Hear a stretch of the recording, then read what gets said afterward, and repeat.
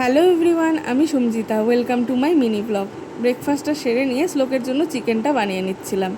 এরই মাঝে ও ঘুম থেকে উঠে গেছিলো, ওর খাওয়াটা রেডি করে দিয়েছি, ওকে ওর পাপা খাইয়ে দিচ্ছে। তারপর আমি স্নানটা সেরে নিয়েছি, এরপর পুজোটাও দিয়ে নিয়েছি। তারপর সবার লাঞ্চটা বেড়ে নিচ্ছিলাম। এরপর আমিও লাঞ্চটা সেরে নিয়েছি। আমি কিন্তু চিকেন বা মাটন কোনোটাই খাই না, কিন্তু চিকেনের ঝোল আর আলুটা খাই। যারা আমাকে চেনে তারা জানে সেটা।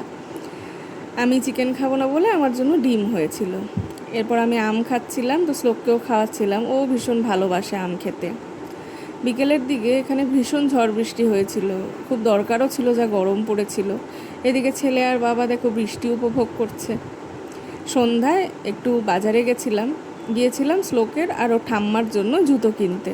জুতো পরে উনি হাঁটছে দেখো। এরপর জুতো টুতো নিয়ে বাড়ি চলে আসলাম।